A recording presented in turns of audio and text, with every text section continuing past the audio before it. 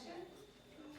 So one of the announcements is you heard yesterday about our moot court on Friday, and we've now arranged teams for moot court, and Anna and Piers will be prepping the team that's representing Miss Serena Joy, and Teresa Blake and Janet Lord will be prepping the team that's representing the Republic of Gilead, and it's going to be sent onto the Dropbox so that everyone can look at the file and see what team they're in. Okay, so you can check that out and check what team you're in, and then tomorrow we'll be doing the preparation for that. So that's the moot court. Two other quick announcements.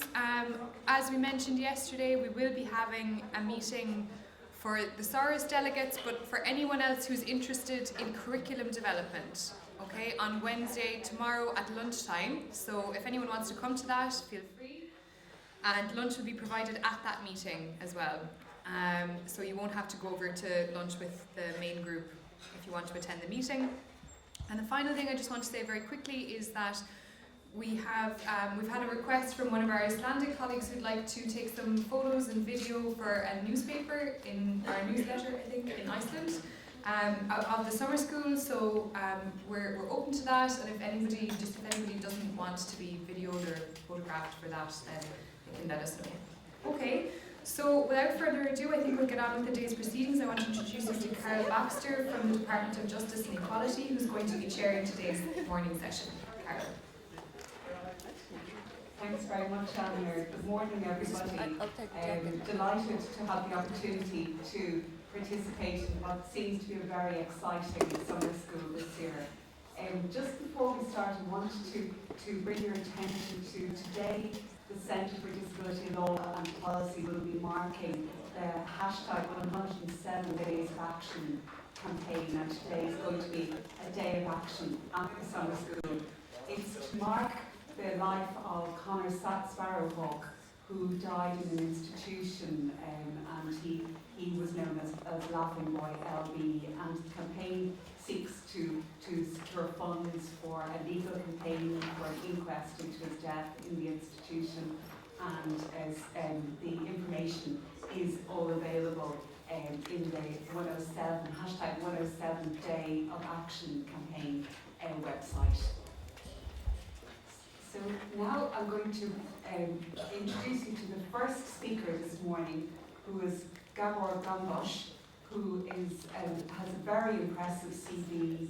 He is, as you probably know, the adjunct professor here at the Centre for Disability Law and Policy, but he's also adjunct professor at NALSAR Law University in India. He has been a co-chair of the World Network of Users and Survivors of Psychiatry, and also the deputy chair of the European Network of Ex-Users and Survivors of Psychiatry. He brings a unique insight into the UN Convention on the Rights of Persons with Disabilities, because he both was one of the civil society negotiators on that and also an advisor to the Hungarian government on the implementation of Article 12, which relates to legal capacity. He has advised the UN, he has advised the World Health Organization, he has advised the Indian authorities on implementing the UN Convention. So he really brings a very profound perspective to the UN Convention and making it real for people with disabilities, and on facilitating participation and ensuring that people are secure their rights. Now today, what I understand is he will actually do an interactive session with you as participants, but you're also free. At the end, we will have perhaps an opportunity for more general questions and answers. Thank you very much.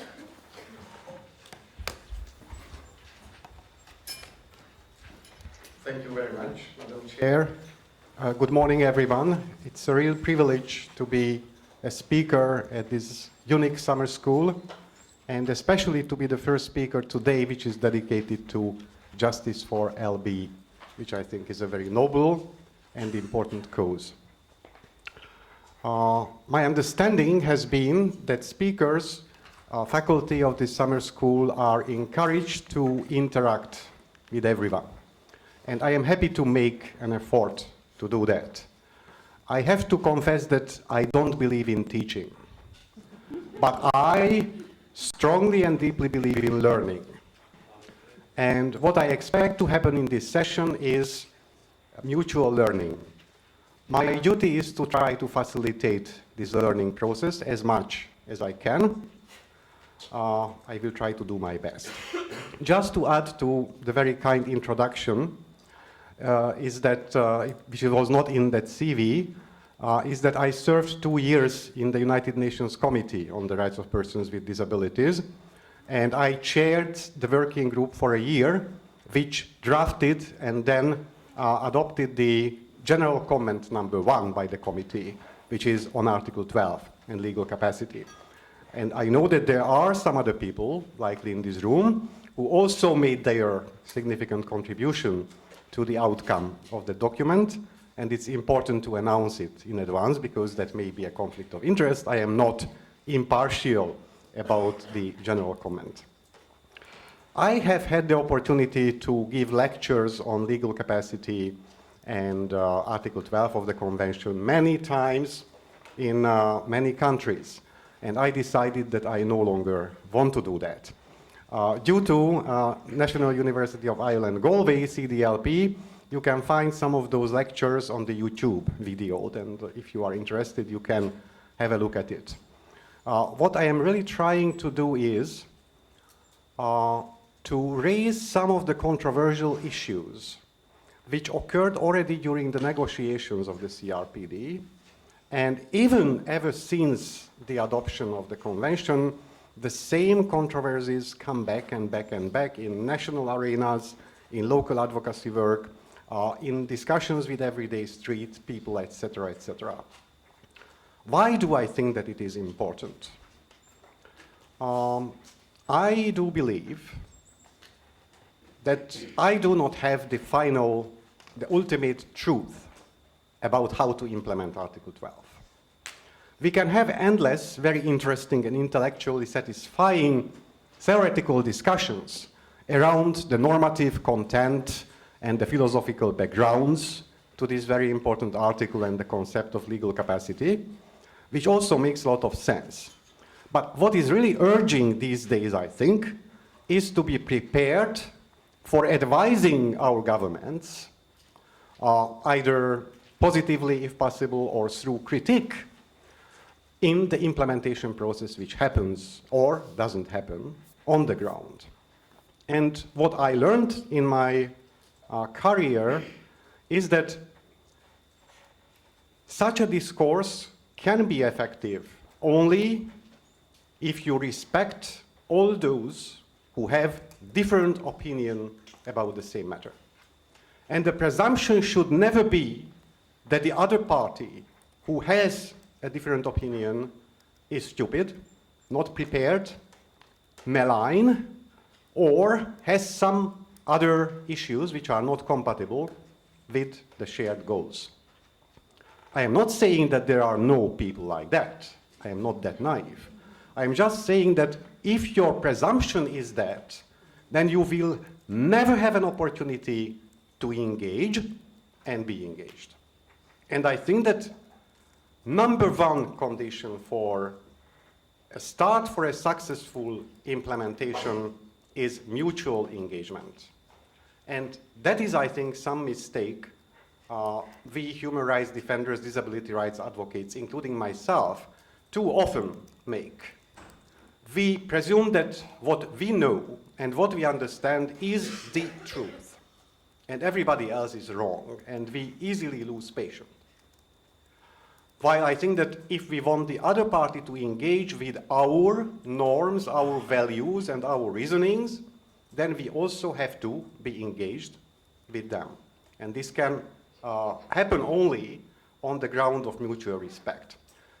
As advocates, of course, we may find it difficult when the other party does not give any respect to us, which may also happen, but that is beyond our control.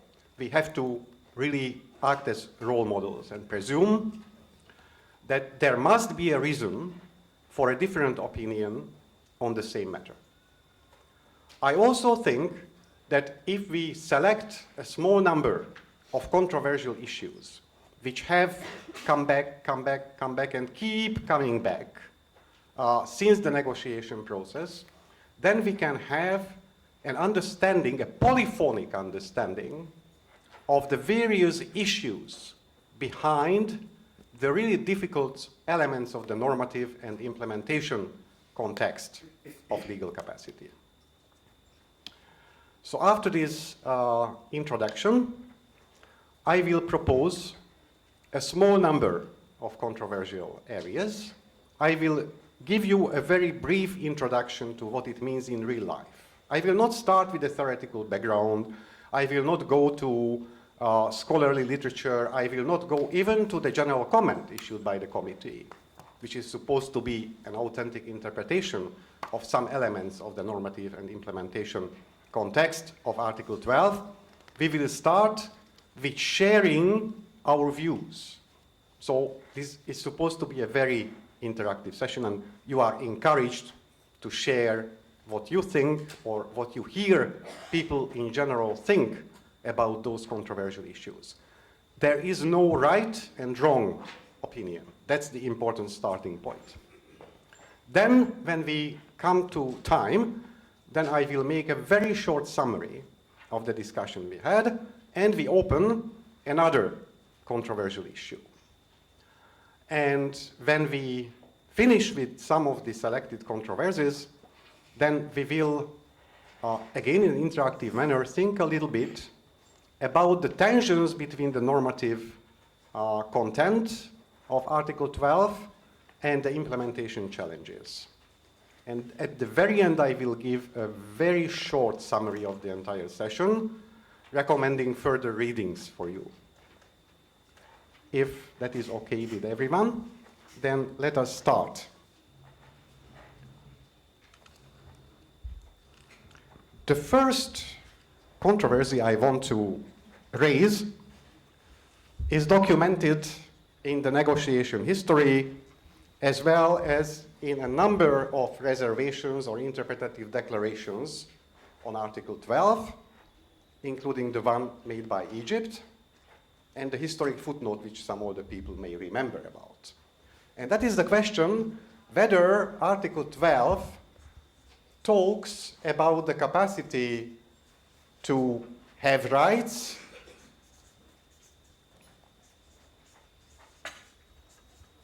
or the capacity to act. Now you can see how skillful person I am.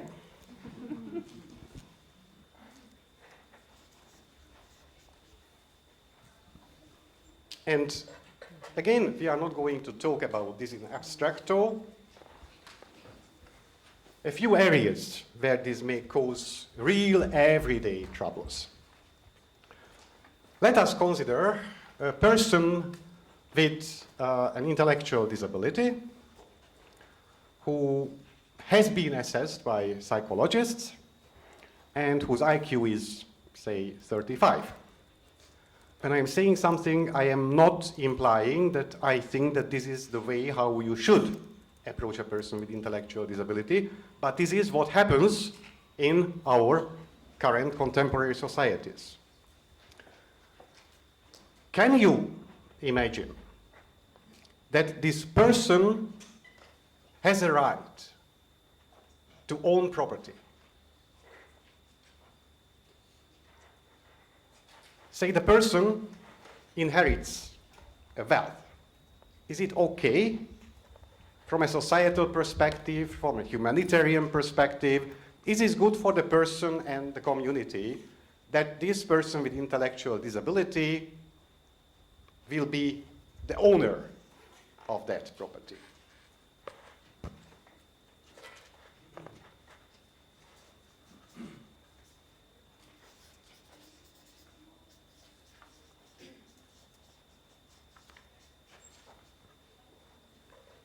Okay.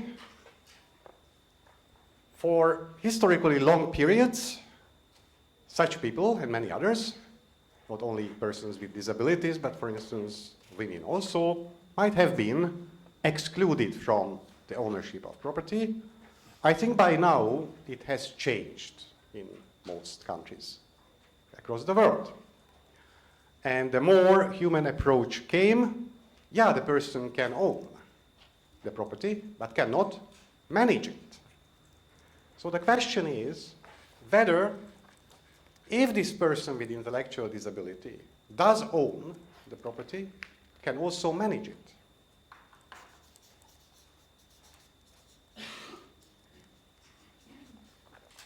Okay? Owning the property is an expression in this example of the capacity to have a right.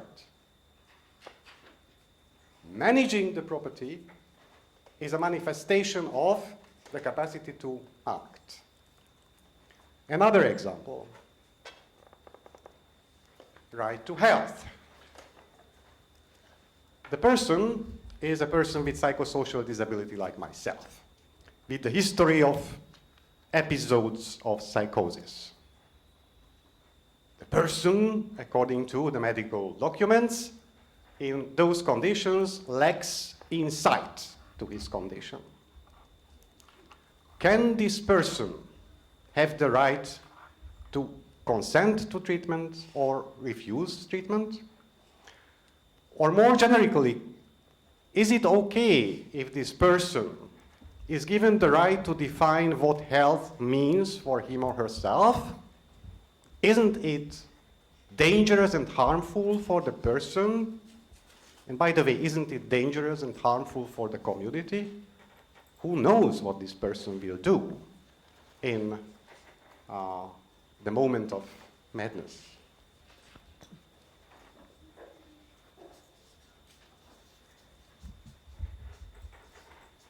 So this is another example.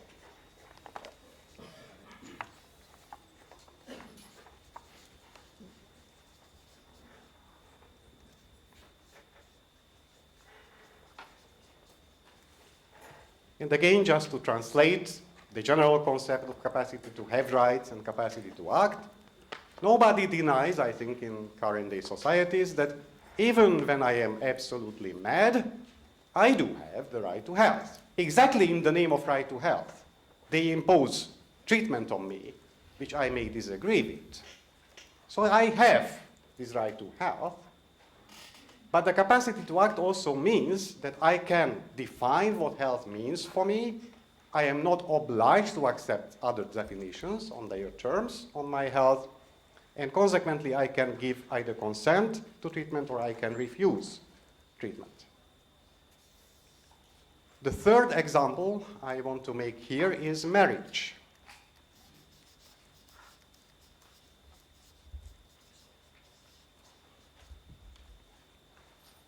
I do not pretend that I am an expert in Sharia, Islam law, but I heard from my colleague and friend, Professor Amita Danda, that in the Islamic law, there is a very interesting situation.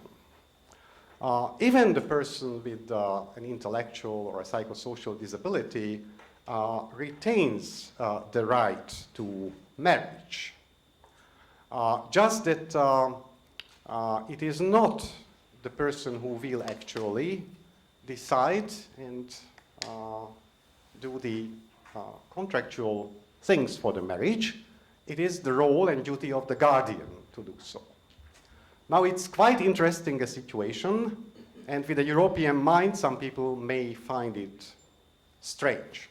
But if you look at many European jurisdictions in the field of guardianship, then you find that in outdated guardianship legislations, once a person is placed under guardianship, they lose even the capacity to have the right to marriage.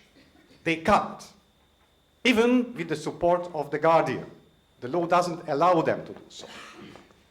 In these guardianship laws, it was already a huge improvement, which in the Sharia law, there was from the very beginning, that the guardian plays, if you like, a facilitative role, but in a substitute manner. In that particular contractual relationship, the guardian substitutes the person's capacity to act. but at least the capacity to have the right to marriage is retained. So now comes the first interactive piece, and I ask colleague volunteers to be prepared with the microphones. In the light of these three examples, we will spend about 15 minutes to collect your views. What do you think about those questions which I exposed through these three examples? What do you personally think?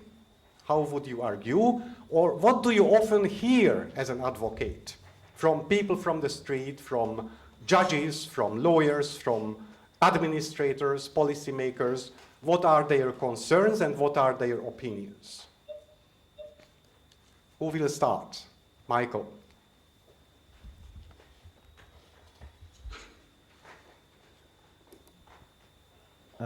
Thank you very much, Gabor, and I have to admit you raised very interesting questions. I want to look first of all at the whole issue of ownership of land and basically what it means from a local perspective. First of all, the perception of the family is why would a person with an intellectual disability need for? You're being taken care of by your family, so why essentially would you need land for? If it's a person of unsound mind, and land is very, very important in our local context because that's where you build, that's where you farm. And the thing we keep on hearing is, what would a person of unsound mind need land for, whereas the family is taking care of you? The other interesting bit is for persons with physical disability, of course, you might not be able to till the land. And again, there are those prejudices in terms of inheritance, which is the first thing. Then the other thing then, assuming the family is in a position to allow you to sort of inherit that particular land, then the question of how do you acquire a title is very, very problematic because it's a very, very complicated procedure. So you're telling probably a person with an intellectual disability to try and go to the land office to access a title, which is very, very complicated, and probably they're not having the right supports within their family. The other question is, of course, persons with intellectual disabilities are perceived as big babies. So even if I get a title, probably that title is going to be kept by my parent. So that again raises issue in terms of if I want, assuming I want to sell the land, I cannot. If I want to get a loan against that particular land, I cannot be able to do so because the title is actually with my family. So those are some of the core issues. In terms of the right to health, the interesting bit is, and I think these were issues we raised in the draft general comment, is about, for persons with psychosocial disability, the right to refuse support. Because you live with your family, the family is taking care of you, you are wholly dependent on your family, so it is not a simple question of waking up every day and saying that I do not want to take medication anymore. I mean, we have had instances whereby, for example, the family will say, fine, it is okay not to take medication, but then you can go live on your own. So it's also a complex issue, actually, when you rely on your family. But the other interesting bit we have in terms of that is thinking around why is it that people actually refuse medication as a different approach to addressing the whole issue of forced treatment. So working with people and families and trying to understand why is it that you're refusing support. So the last bit is about marriage. And normally what we say from an African perspective is that sometimes you don't marry a person, you marry into a whole family. So the thing is, if I'm married into a whole family and I have a psychosocial disability, so it's not a simple question of me and the person who I'm married.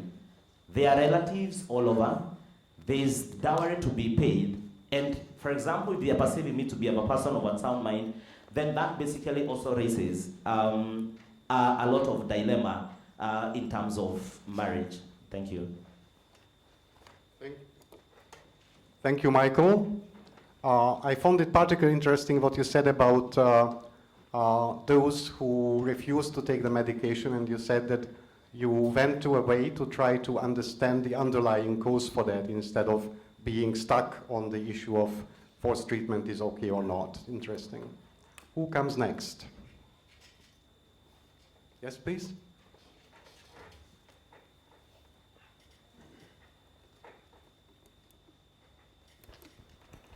Yes, hello.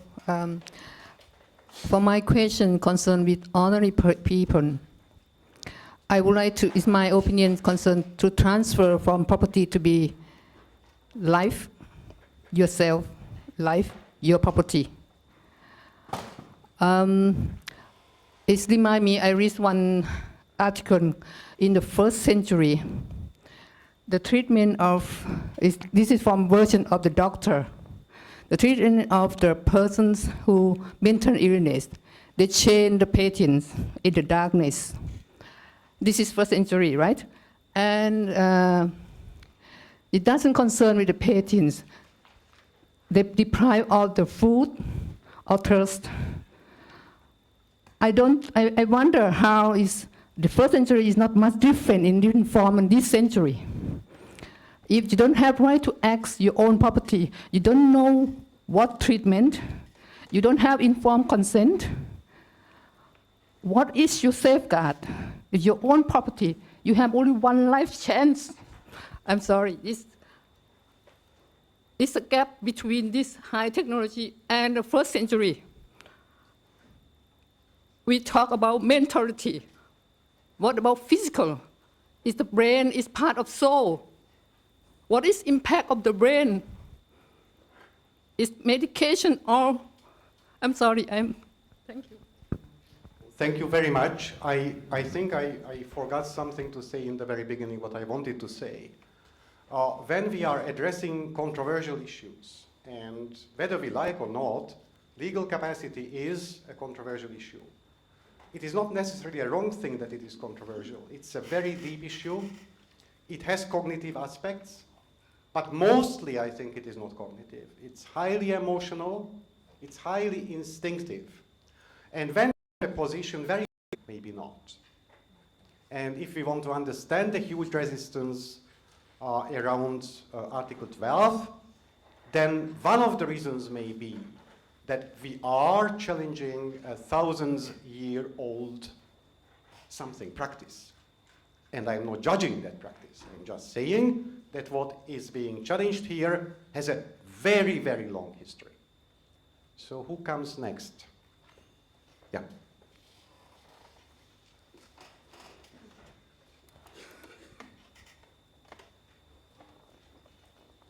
Hello, my name is Dorin Jorai. I come from Romania. And regarding the right to have property, we don't have in our country, after the coming into power of the Romanian Civil Code in 2011, we do not have problems recognizing the rights of persons with disabilities, with mental disabilities, to have property.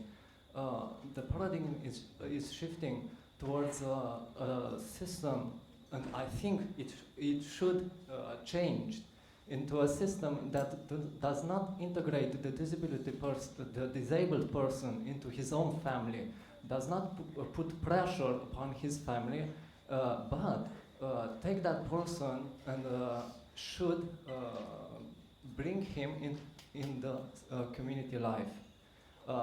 Very much is to be done in the Romanian legislation. For example, we have an article regarding property which says that the guardian could gift the descendants of the person from the person's property.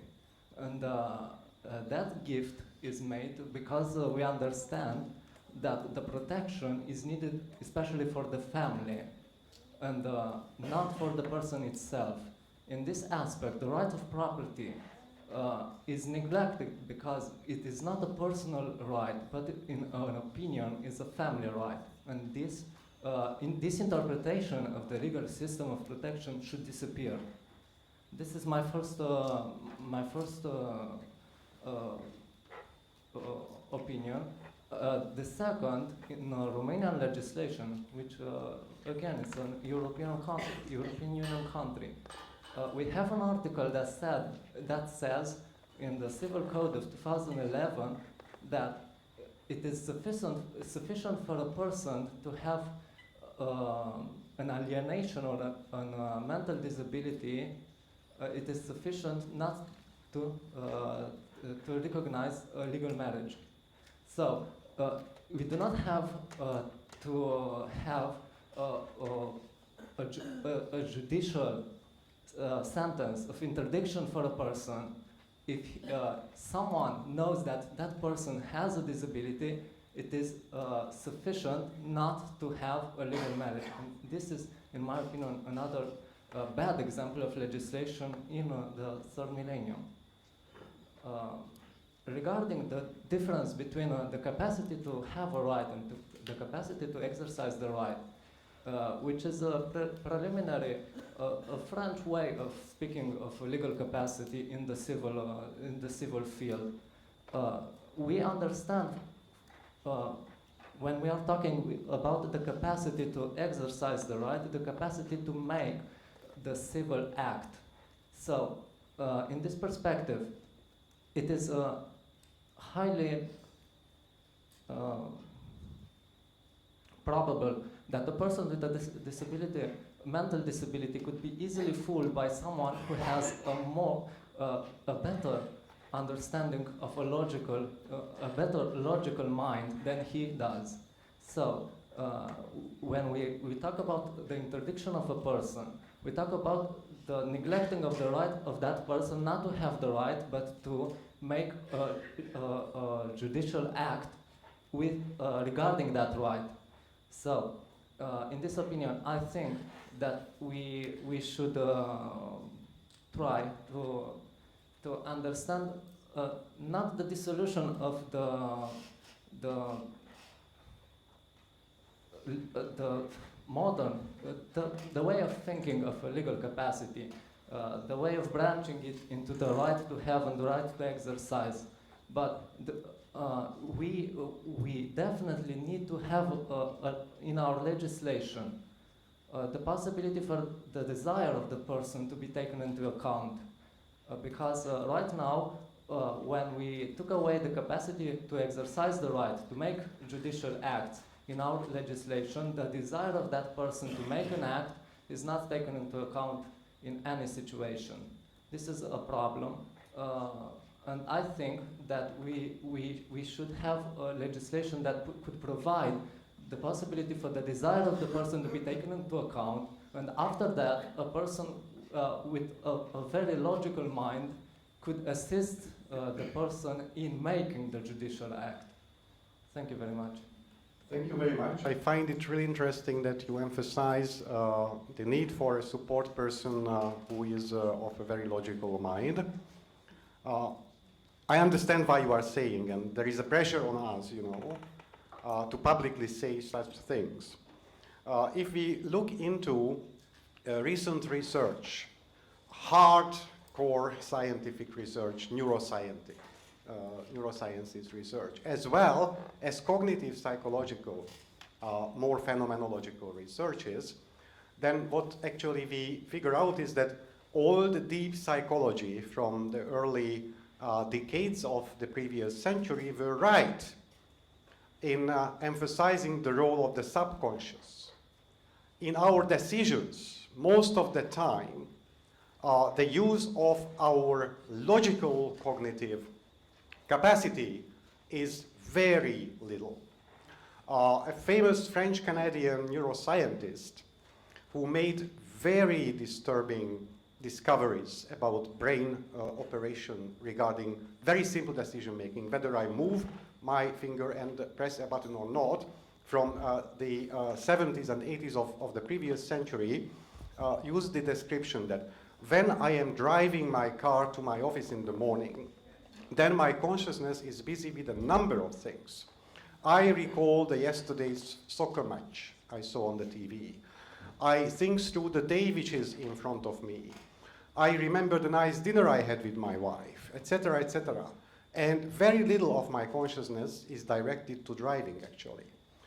Of course, in the moment of a sudden danger, an emergency situation, my attention is completely getting focused on driving. But most of the time, what our brain does is autopiloting. And still in philosophy and law and legislation, we ignore and we pretend that, when we are talking about decision making, then it is something about cognition, it's something about logics. Science gives an evidence that this is not the case. Can we build so-called evidence-based legislations and policies on scientifically proven untruth. We can have one last intervention and then we move to the next part of the session. I'm Jean from Galway. I take the advantage to share something, and I just follow your idea. We can have the different opinion on the same matters. I should say, from the formal discussion from the three speakers, I found there's something we're missing in our discussion, because this program, this summer school, is international human rights. But actually, how the state party to give the legislation and implement it, related policy and the laws, is in their own sovereignty. So when we discuss some very abstract concept like the legal capacity, we have to think about the different state parties' condition. I should see, just like the Rosemary's very, very, very important articles in the 2007. In her article, he mentioned the formal international human rights law have the assumption about able body, even if in CEDAW is the first international convention mentioned the legal capacity for women. But at that time, I definitely believe the drafter thought is an able woman, able-bodied woman. So that is very, very interesting things when we think about the CRPD. So I thought we should have to think about if the CRPD take the universal approach, but they also have some limitations. And the limitations may be something we addressed currently. And as to your three questions, I said, as a developing country like China, when we discuss the poverty, the property, maybe we have to think about how many people who just fight for survive the basic, the daily, everyday life. Property is very good, but not for them at this stage. And as to the forced treatment, I can see in China how many people with mental illness or the intellectual disabled conditions, can they get the adequate health care on time? That is another issue. So I just share something. I just share some thinking, raise some questions. I have no answer about all of this. Thank you. Thank you. Thank you very much. I have to tell the non-secret that you attended the 1 week intensive period of the course, LLM course on legal capacity, and you really challenged me on many occasions, and I always respected that you did not claim that you know the answers to the questions. And yes, I think that's an important part of reality in the developing world. What I always think about then is that, yes, this universality of human rights is an issue which we very often take granted, and sometimes as law or human rights teachers, we do it in a somewhat arrogant manner. Why are human rights? I believe that human rights are universal. I strongly believe. And I conduct my work in that manner. I also understand that the implementation of the same universal norms can be very much sensitive and should be very much sensitive on cultural, economic, social conditions. And you can cause much harm if you forget about that. But even the first element, that human rights are universal, I do think need an understanding. Very often we forget why a norm became a norm. And we start with the norm, that this is the norm. And then everything should be in accordance with the norm. And while in a court, I think this is the right approach to follow, it is important for us, who are people who are struggling with everyday reality, who are struggling with changing the world around us, within the context of our realities, we keep remembering why the norms became the norms. And if the norm is that human rights are universal, why human rights are universal, and what it really means. And we cannot really save that. Why, in particular, legal capacity, universal legal capacity, is a universal norm. in the CRPD. And the answer should be more than just, because that is the norm, that is inside the CRPD. People from across the globe, people with psychosocial disabilities, people with intellectual disabilities, their lived experiences and realities fed what is in the CRPD, in the text and in the spirit of Article 12. It's always very interesting to meet peers from very different cultures, very different social systems, very different economic systems. And while the issues on the surface, that's my experience, can be quite dramatically different, if you go a little bit deeper, you find what I think justify the universality of the norms in the human rights. And using a metaphoric language, I think that what remains there after going deeper than the surface is best described by the metaphor of human dignity. I suggest that we move to the next piece of the session, which is the issue of severity of impairment and capacity. And I do know that human rights people, including myself, don't like the term severity, but again, our reality is that when we are talking to people, including policymakers, very often we are being challenged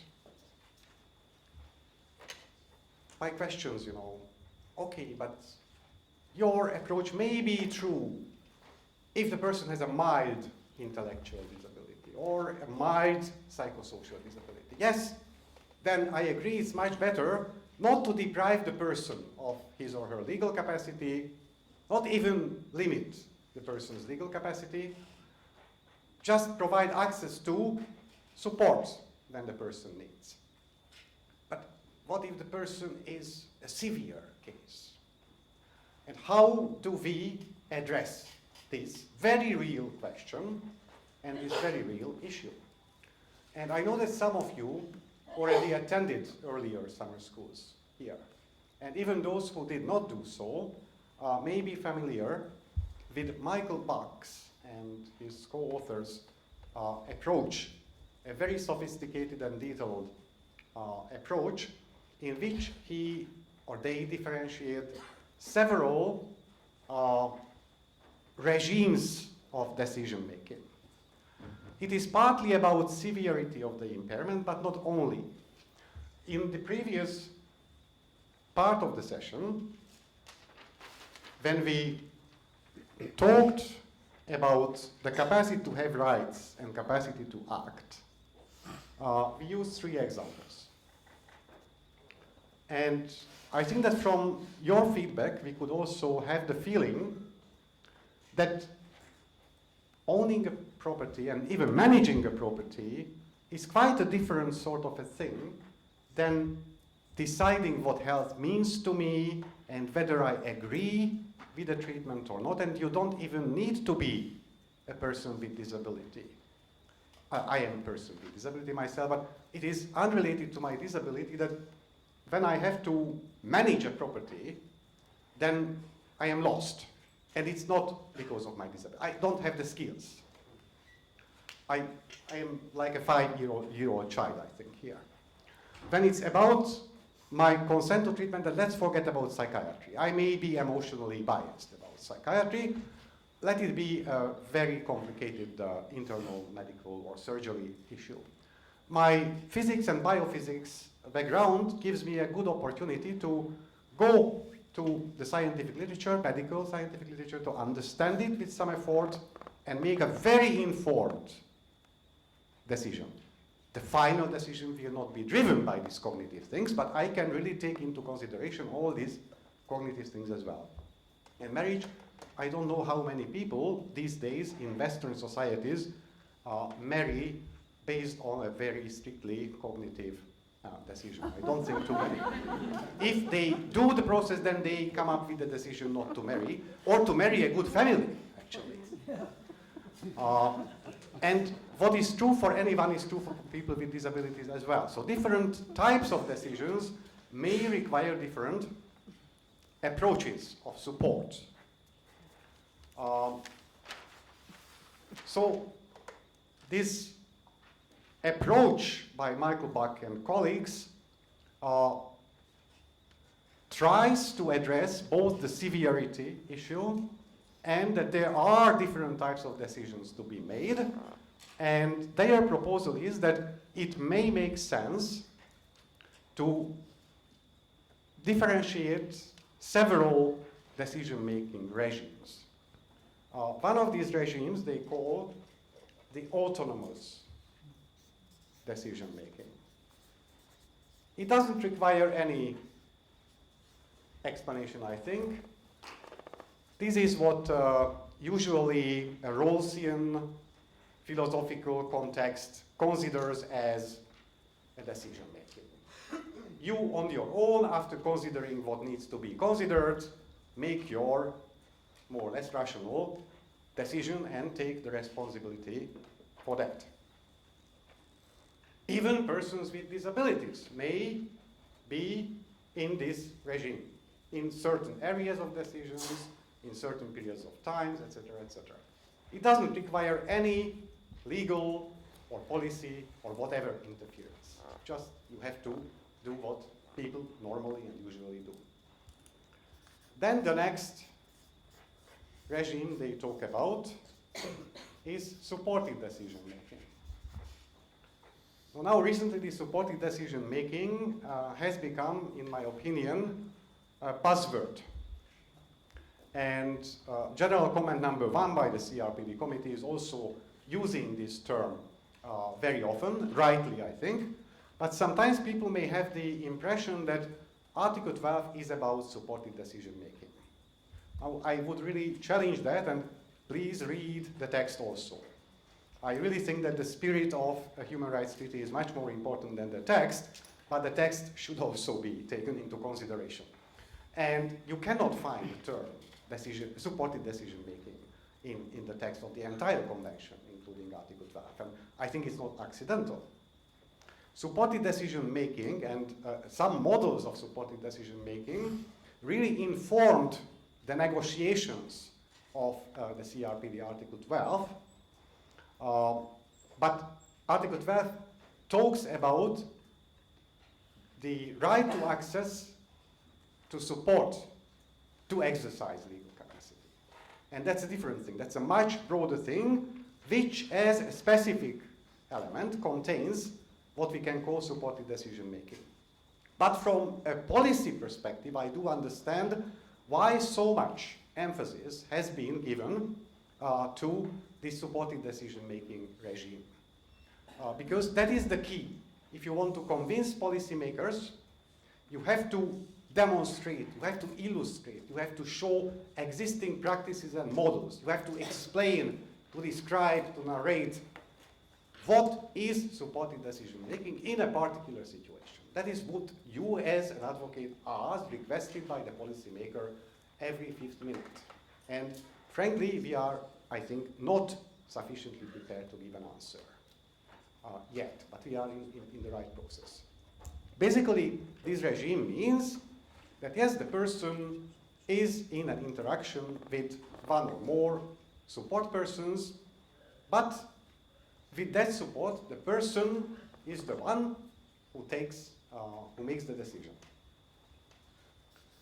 Then the next regime is facilitated decision.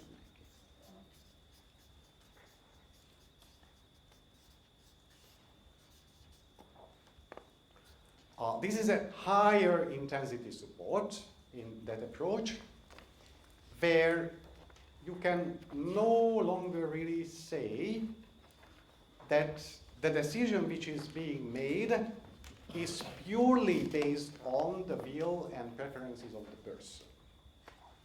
When you do the supported regime, then you just provide the support and do not interfere with the person's will and preferences whatsoever they are. In the facilitated regime, you try to facilitate that yes, it is the person's will and preferences what will actually decide the decision, but some level of interference is there, and you have to acknowledge it. Bach says that if you don't acknowledge it, if you pretend that it is the same as supported decision making, then you are basing your practice on a lie, which can become easily actually a substitution of the person's will and preferences. And finally, the last one is substitute decision making. And my understanding is that Michael usually believes that there may be some extreme situations as exceptions rather than the norm, when even substituted decision-making may have a legitimate space. And one of the examples I think which can be given there is a person in a coma. We will deal with that shortly, right after this, in a few minutes, so we will not end up in this trap now. Now, if you look at the general comment by the committee on Article 12, then you find nothing about facilitated and substituted decision making. The general comment makes it clear that, not using these terms, but what it describes, in my opinion, is that yes, autonomous decision making and support to the exercise of legal capacity is the norm, and nothing else is compatible with Article 12. But I think it's important for us to understand why Bach introduced these other regimes, which did not find any place in the committee's interpretation of the norm. So let's spend about 10-15 minutes listening to you, listening to each other. What do you think about the question of having different regimes, different intensities, interference with the person's will and preferences, and whether you think that you genuinely can always avoid substitution of a decision and base everything on the person's will and preferences. Who would start?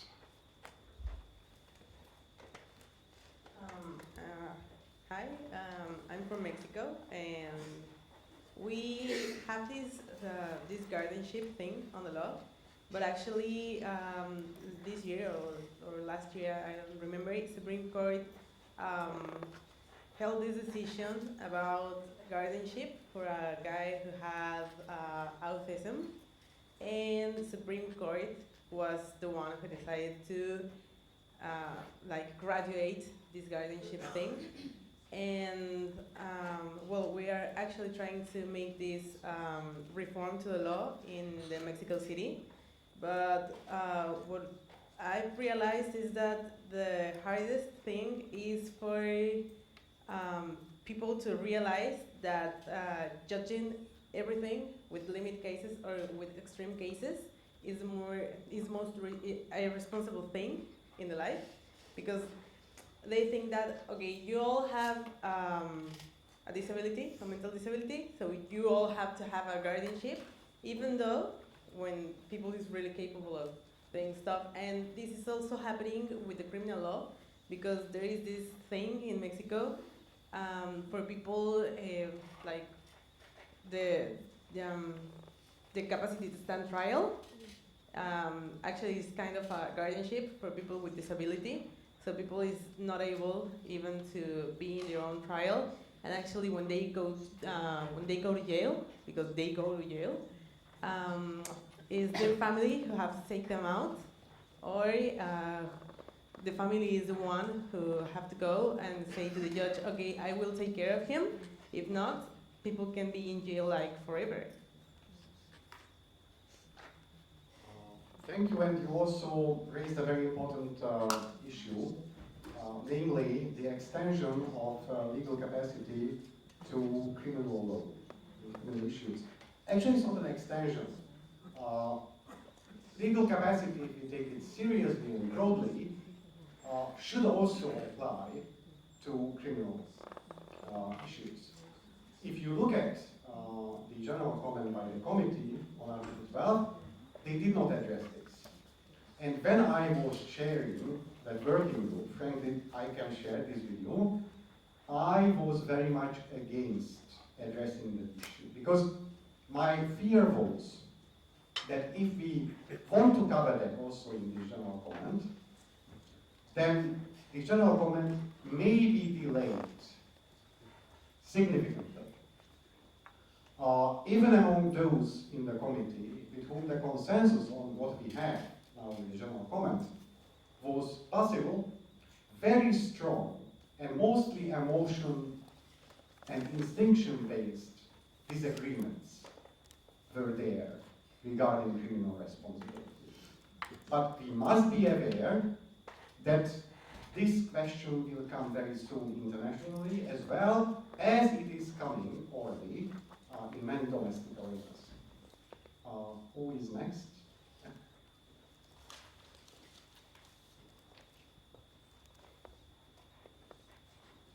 Hello, my name is Miriam from Kenya, and I'll pose the question that we posed to the committee when we were preparing our advisory on the draft general comment.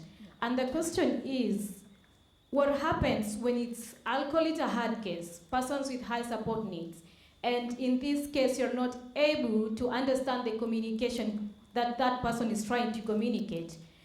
When does will and preferences get interpreted in such a situation? When do you say it's supported decision making? When do you say it's a substituted decision making? And I'm asking this, trying to contextualize what happens, because we are doing some work on legal capacity. And you find out that even when it comes to communication, sign language interpretation is a big deal for us. You find that a person with intellectual disability, when goes to court, even the judge cannot understand what that person is trying to say. So what happens in such cases where a country is not even able to have that developed technology in terms of communication? That's my question. Thank you. Part of the question will be answered in the last piece of the session when we will talk about the tension between the normative content of Article 12 and the implementation challenges. And part of the question I am happy to address right now.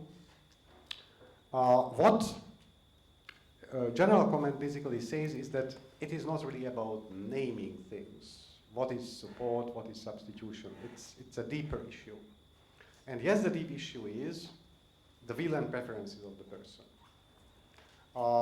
Now, the will of preferences of the person can be there already in the substitute decision-making approaches. In some enlightened guardianship laws, you find that the guardian should conduct his or her job with the respect to the person's will and preferences. And then comes the question, okay, what to do when it is not possible to figure out what the person's will and preferences are? That's one thing.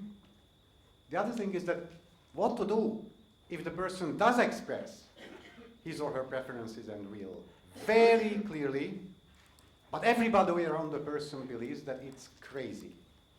It mustn't be his real will. He's just out of his or her mind. Now, in these situations, the substitute decision-making approach uses the standard of best interest of the person.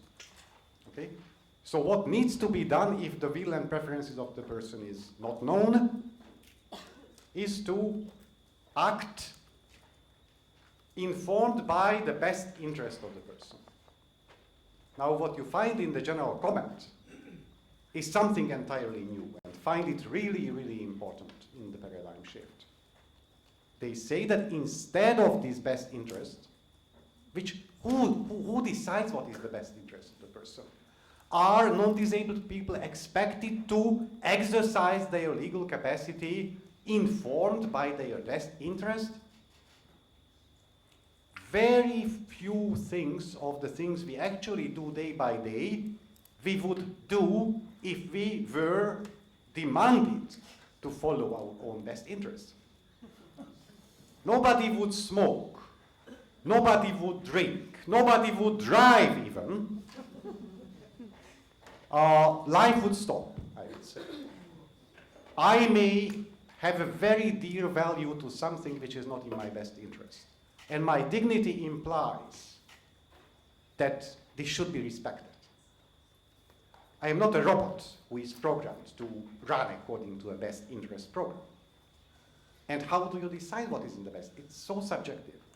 So what the general comment proposes or sets as a norm or standard instead is the best interpretation of the person's view and preferences. And that is an entirely different thing. It does acknowledge that there may be situations when it's really not possible. With your best effort, you cannot figure out, you cannot state that, oh, this is the will and preference of the person. But if you know the person and the person's history, you can reconstruct. And that is one way to interpret. If that is not available, then you must be in contact with the person. Look into the smallest little signs, etc., etc. What you do is interpretation, but not a best interest-driven interpretation. You try to keep the direct link placed in the center, the person with a disability. And you may make mistakes. In interpretation, we always may make mistakes. If somebody talks my own language, sometimes I misunderstand the person because we make mistakes. But the goal is very different, significantly different. I think we have time for one more intervention here, and then we move to the coma thing.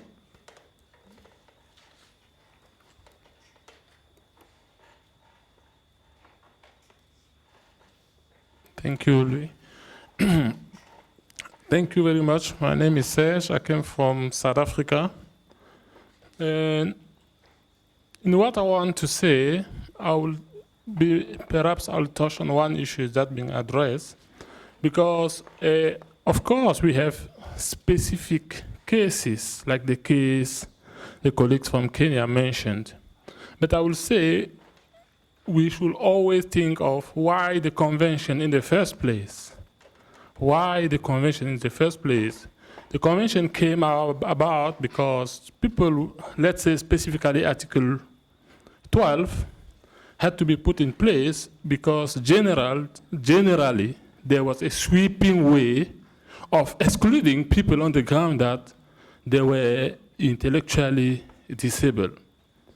And without getting too specific, I think if we have to use Article 12 properly, we should avoid situations where it's basically used to discriminate and say, of course, this person has an intellectual disability, therefore he's not capable of making a decision. Of course, we will have cases, extreme cases, and the colleague from Mexico said we should not be taking exception to be the rules. We will have very difficult cases to address. But we should not make them the rules, where every time when something is, even if it's a slight intellectual disability, that can be addressed, someone wants to make decision for somebody else. We have a case in South Africa, you might be aware of it, on inclusive education, where students with learners with intellectual disability were identified based on IQ, which is low and stuff.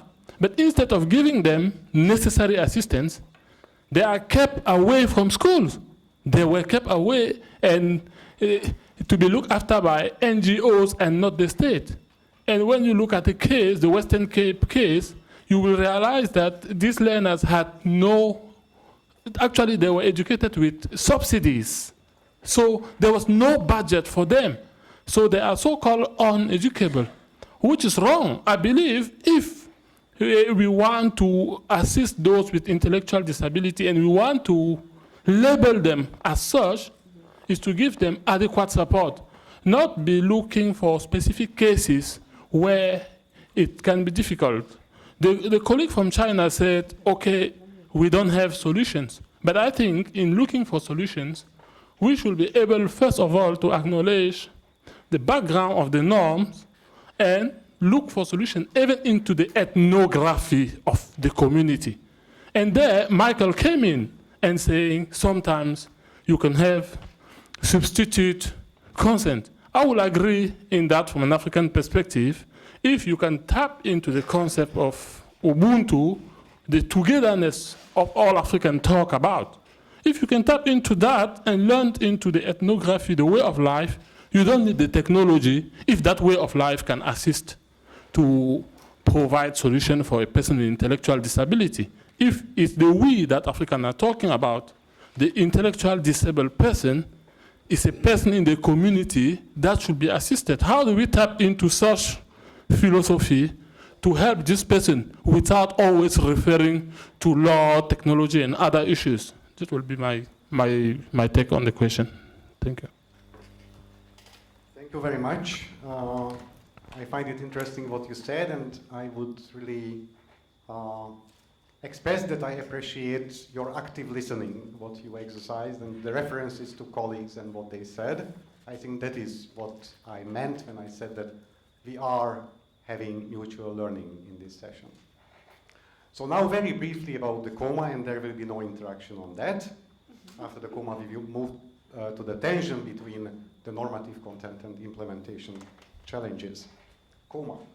Some of you may know that recently I had to, due to personal reasons, familiarize myself both theoretically and practically with the coma situation.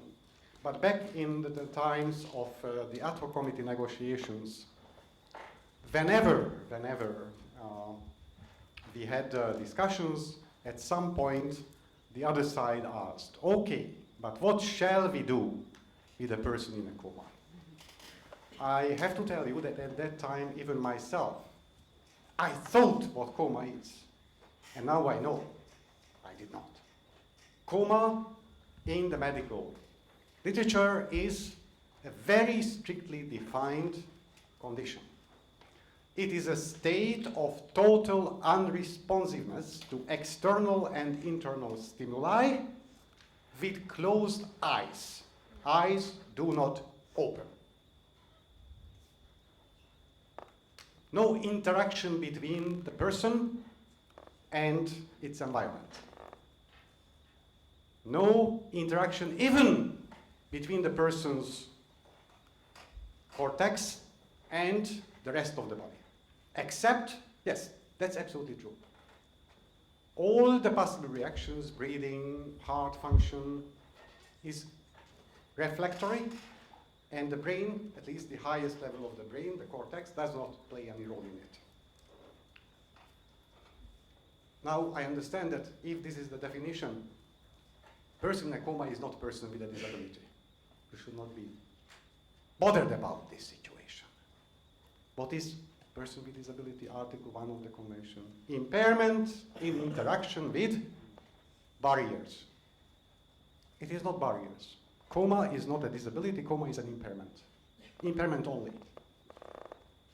As soon as the person opens the eyes, and it always happens, because we do not understand, neuroscience does not have an explanation yet why, but coma is a self-limited state.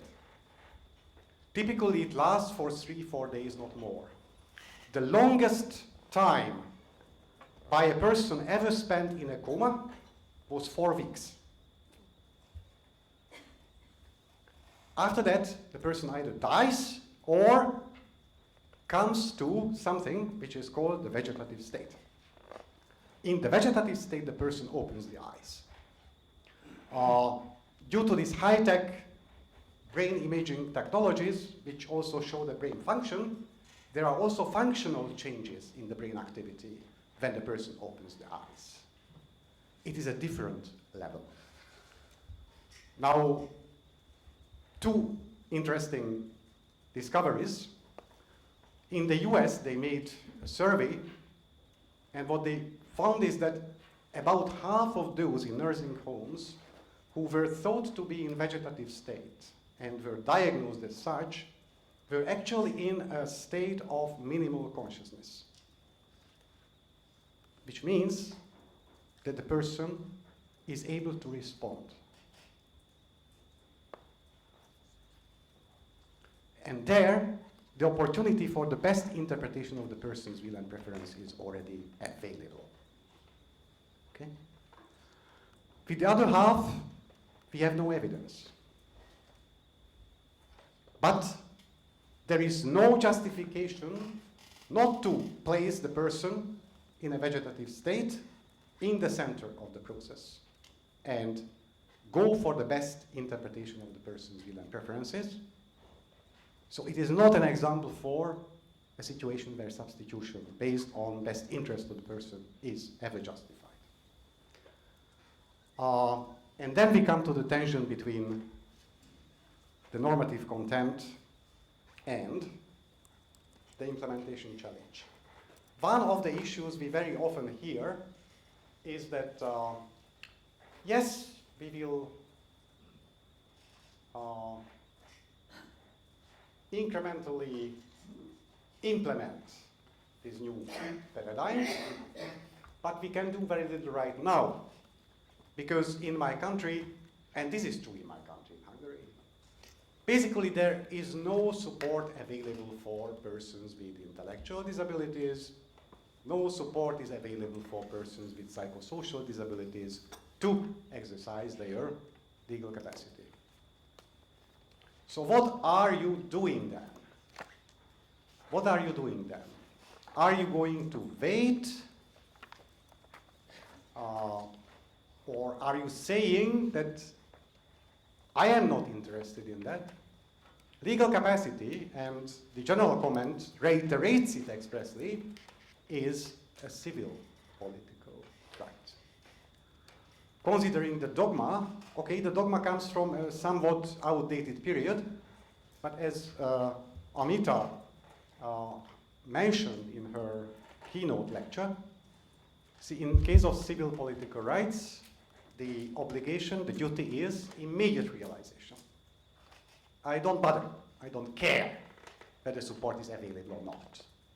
You must respect the person's legal capacity, you shall not interfere with that, even if support is not available to the person. Or you say that temporarily, okay, we can make a compromise, some sort of interference with the person's legal capacity is acceptable temporarily, but we try to incorporate something into the law and policy which will really drive the system to come up with more and more innovative, scalable projects and programs and schedules to ensure that an increasing number of people with disabilities will actually have an access to a diverse range of supports reflecting their needs. What do you think about this? And may I already forecast what is happening in the rest of the day? There will be very interesting parallel workshops in the afternoon where you will be able to learn much more about real projects, real programs on implementations in different countries in different aspects of Article 12 and Article 19 of the Convention. And some of these attempts adopted a transitional approach, right? The one in India, and Amita and I will be running a workshop around that. I am sure that Michael from Kenya will address much more of the issues similar to those which you addressed in this session this morning. So I think it's really important to remember what we learned from each other at this session. Then in the afternoon we will go to the workshops. But now, what do you think about these challenges? And when you share what you think about it, or what colleagues in your country think about it, or the legislator or the policymakers think about it, then keep in mind that this can be a helpful input for you in the afternoon also. Who would like to start?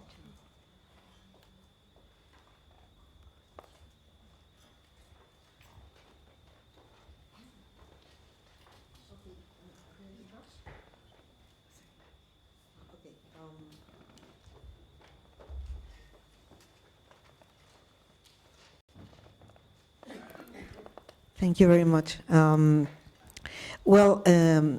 I would like to,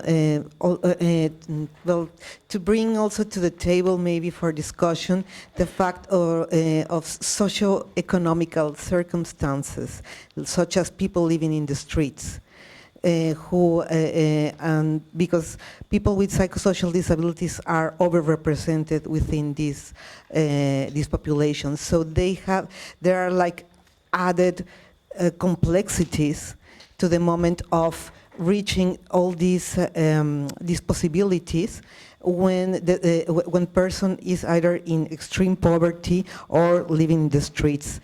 So I would like just to know a little bit more on how can we deal with this specific complexity. Thank you.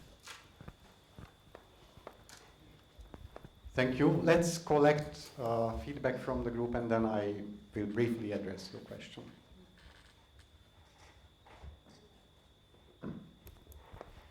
Thank you. Dick Houtzuiver from the Netherlands. We talked about having this issue having an emotional impact, having an emotional side, which I fully understand. However, first my position, the Netherlands hasn't ratified the convention yet. There is an act which is being developed, and it's supposed to be presented before Parliament before the summer. We're supposed to ratify by 2015. Our job as the National Institute of Human Rights will also be to implement and to promote the convention. And I think Article 12 is one of the biggest bones of contention also in the Netherlands. We talked about the emotional side. Again, and that's something I foresee, is that also from, as you might say, the other side, the government side, and the side of persons working in psychiatry and working in care situations. There's also an emotional side from that side.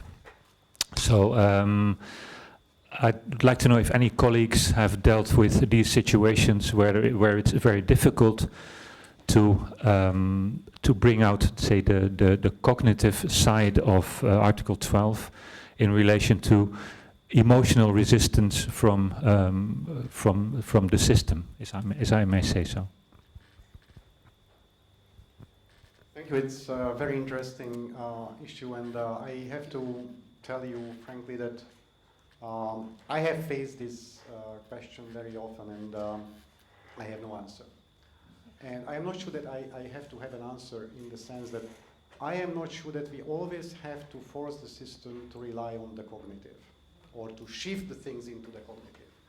Because it is so clear, you know, that prejudice is a major issue in the resistance, whether overt or covert. And if you look into psychology and social psychology, what is prejudice, then you will find that prejudice is a particular type or class of attitudes. And if you go to what is an attitude, then you will find that attitude is something which is affectively determined, emotionally determined. You cannot address the cognition and expect any change. You have to address the emotions, the heart, and only then. And of course, I think the important test here is the integrity in the argument. And let's go back to my presumption. I do not claim, I do not declare that I am right because the CRPD is there and I know what the general comment by the CRPD committee says, and that's the authentic interpretation, end of the game. I am right. No. I don't know, even if I understand the general comment may be a mistake. Entire CRPD may be a mistake. Everything can be. I mean, I'm not going to be relativistic. I am not panicking, though, because so far what I have experienced is that a CRPD consonant system has a much higher level of integrity than any other I have heard so far. But I am sure that at one point in the evolution we will reach a stage where dissonance will occur. So the test is integrity. Whether your cognitive exposure of the norm and your emotional communication and messages are consonant or not. And if dissonant, then look into yourself and use your cognition to try to understand and explore what's going on. And this may also help us, I think, to understand where the real problem, emotional problem in the other party is. And what I find is that I met and worked with, when in Hungary we still worked in the hope of a reform in the law, a positive reform, with many administrators and bureaucrats who in the beginning were very prejudice-based. The cognitive efforts we made had very little impact on them. But because we were closely working together, our relationship was much more than just a cognitive exchange. There were emotional elements in that also. The same experience I think we had in the ad hoc committee where we negotiated the convention. And that was also important. And it is always useful to invest. And there are many people whose major issue is not that they lack the cognitive understanding of the issues. And very often, if they lack because there is an emotional barrier, prejudicial barrier. They simply do not open even their mind to really cognitively understand what you are talking about. So I think that what I wanted to say is just that advocacy work is much more than just a cognitive work. Last intervention, and then I briefly address this homelessness complexity question and conclude this session. Okay. My question is about, is legal capacity just about legal transactions? And I'll speak about my experience in monitoring of the CRPD and the activities that I've undertaken. And in one of the monitoring, in one of the areas, I visited a person with disability, and that person actually had physical disability. And when we were having discussions, after the introduction, the person who was mobilizing the community wanted to speak on behalf of the person who is seated next. And they said, no, let the person speak and express the challenges he faces and what he knows about his rights. And what I'm trying to say is that if a person with disability is not allowed to make even the simple decisions, when a child with disability is born, the family assumes that every decision is about us making. So if a child with disability is not allowed to make decision of the kind of clothes she wants to wear or he wants to wear, the kind of books he wants, and yet I, the able-bodied child, am able to be able to make such choices. So at what stage do we think that even in the legal transactions when it comes to ownership of property, then this person with disability will be able to know that it is my right to own property. It is my right to marry whom I want. So I don't know, I know we have a session on my choice, but I think that my voice and my choice, it should start at the child level, because decisions are not just about legal decision alone. And legal capacity, for me, I understand that even the small decisions, not just the big decision, we should be able to understand how to contextualize that. So I leave it open because even in the general comment, when I try to look, the emphasis was about ownership of property, marriage, bank transactions, and everything. And I keep asking myself, the small decisions, where do they fall? Thank you very much. I think it's a really important point. My opinion is that legal capacity is about much more than legal transactions. And I agree with you that the things start at childhood. Actually, I think that things start before you are born. That's my belief. And actually, many people with born disability or with psychosocial disability who develop their disability at late adolescence or early adulthood face the situation that because of the practices in the family, they have never been given the opportunity to learn to develop decision-making skills which have no legal relevance whatsoever. And consequently, they are really, in fact, not capable of making legally binding decisions. How on earth could they be? If you could never exercise it, if you could never grow in it, it is not something which is genetically ours. We are introduced into it. And if we have been prevented from that, then it would be a miracle to still obtain the skills. And this also raises the importance that when we are talking about legal capacity, in a broader context than just law, then the implementation of the recognition, universal recognition of legal capacity also requires cultural, awareness raising, educational, whatsoever interventions and measures. And relational measures. I think it's about relationships. There is a disability studies scholar, I can't recall the person's name, who really theorized on what a person is. And one element which the law is not really capable of reflecting is what he calls the contributional, how to say, valorization of the person. Which means that the person can participate in whatsoever relations the person wants to, and the person's contribution is seen as a value. Now, if you are prevented from those small everyday decisions, then you can never really engage in a relationship. And you will never be seen as a contributive person. You will never be seen as a full person. You will only be seen as a burden. Even if legally your legal capacity will be recognized under all the laws, still nobody will believe that you can contribute to relationships and through relationships to communities.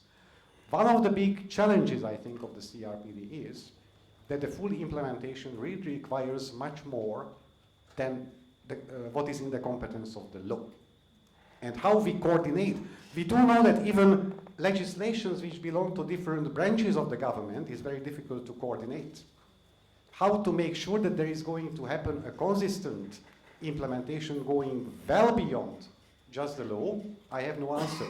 What I believe is that exactly due to that immanent and inherent integrity in the approach, if the legislative part will go sufficiently ahead, and if pilot programs are funded and run, then the rest will come and more or less will go to the same direction.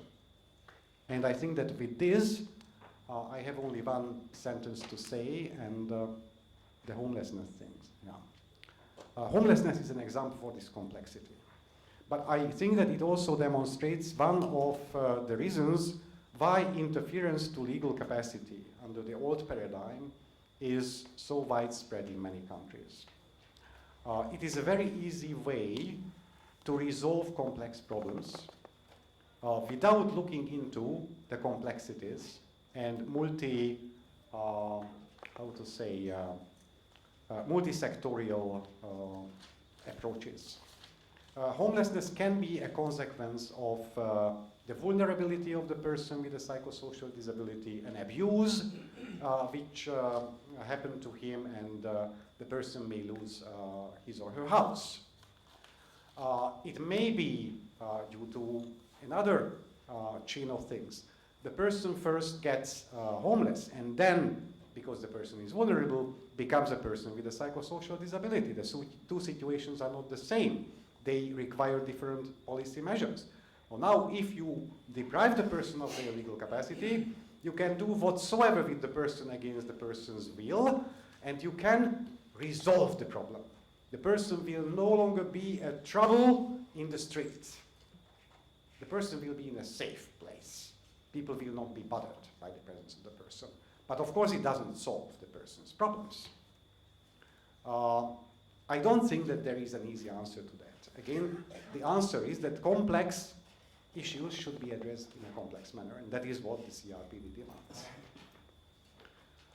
And for me, the entire issue of legal capacity is really crucial because I think that it doesn't depend on the card. It is universal.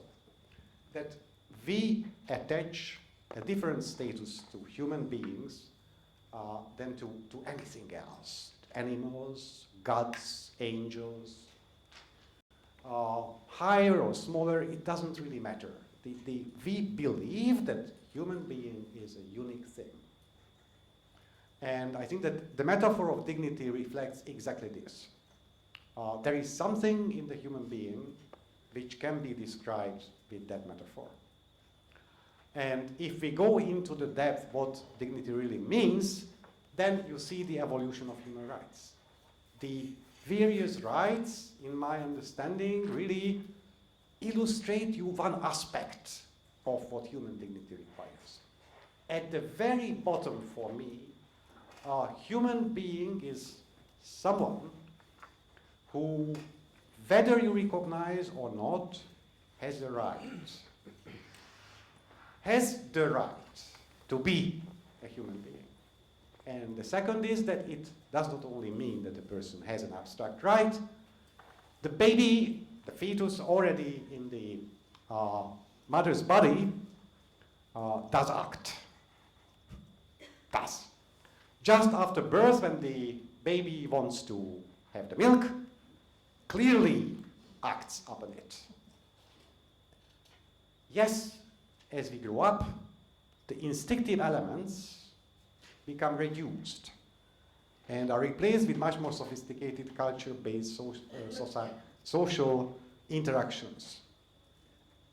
Now, when you interfere with letting the person act, then you actually force the person's status back to something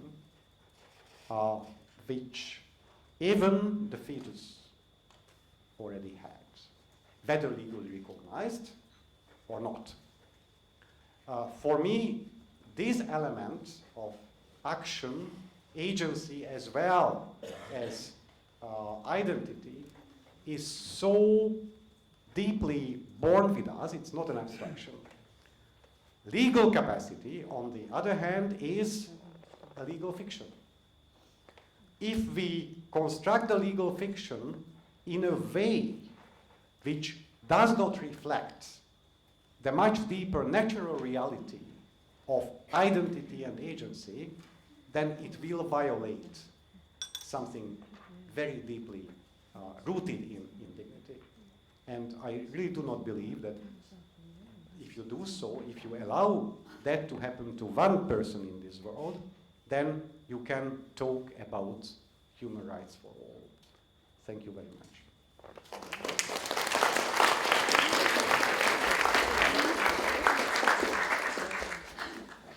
Gabor, thank you very much for a session that I think you'll all agree has been extremely interesting.